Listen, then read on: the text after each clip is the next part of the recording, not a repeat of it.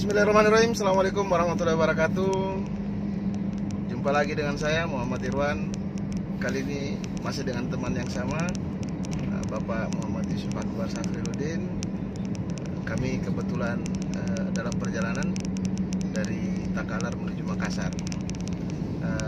Bincang-bincang kita kali ini mengenai seberapa pentingkah atau pentingkah seorang advokat dalam proses beracara ketika ada masyarakat yang membutuhkannya.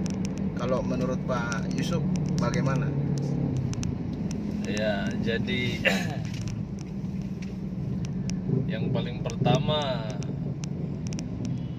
advokat atau yang biasa dikenal dalam masyarakat yakni pengacara itu sebenarnya tidak penting-penting amat. Cuman karena oleh undang-undang dia diberi kewenangan yang cukup luas untuk memberikan bantuan hukum kepada masyarakat, maka disitulah muncul sedikit pentingnya pengacara itu atau advokat itu. Nah,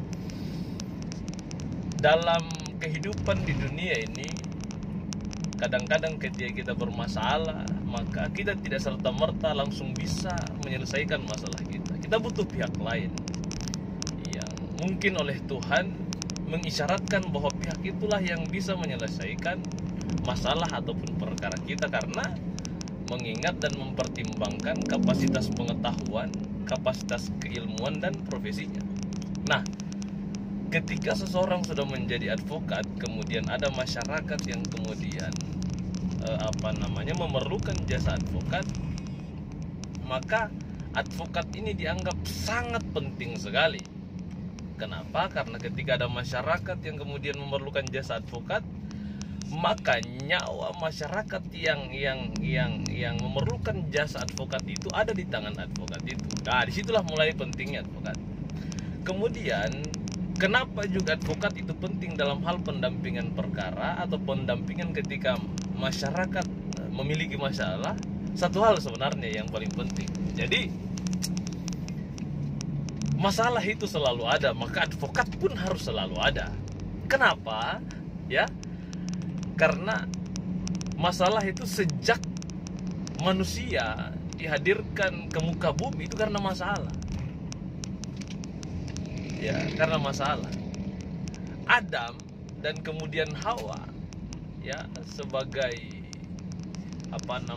makhluk yang dihadirkan oleh Tuhan ke bumi, itu hadir di bumi itu karena masalah, ya kan? Jadi ya, advokat ini sangat-sangat penting untuk ya mendampingi kemudian mengawal perkara-perkara yang ada yang identik dengan persoalan hukum. Apalagi di Indonesia, negara kita kan negara hukum.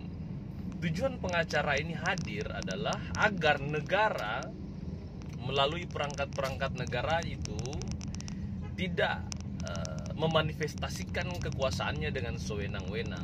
Kenapa? Ya? Iya, karena ada kemungkinan negara akan sewenang-wenang kepada warga negaranya. Maka hadirlah pengacara, hadirlah advokat untuk meminimalisir kesewenang-wenangan. Karena kan gini, setiap warga negara itu kan bersamaan kedudukannya di dalam hukum dan pemerintahan dan wajib menjunjung hukum dengan tiada kecuali. Itu dalam pasal 27 Undang-Undang Dasar. Makanya karena segala warga negara bersamaan kedudukannya di dalam hukum, maka masyarakat yang berperkara lantas dia tidak bisa membela diri, ya minimal ada pengacara yang kemudian mendampingi agar perkara ataupun kasus yang kemudian katakan disangkakan kemudian dituntut di hadapan pengadilan itu bisa divonis sesuai dengan perbuatannya dan mempertimbangkan sisi-sisi kemanusiaan pelaku ataupun terdakwa itu, dengan tujuan,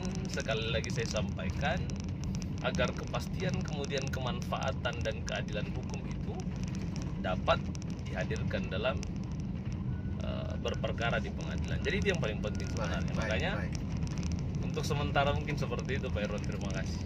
Baik, luar biasa penjabarannya Bapak Yusuf Akbar Safriuddin. Demikian teman-teman sekalian, selamat siang dan assalamualaikum warahmatullahi wabarakatuh.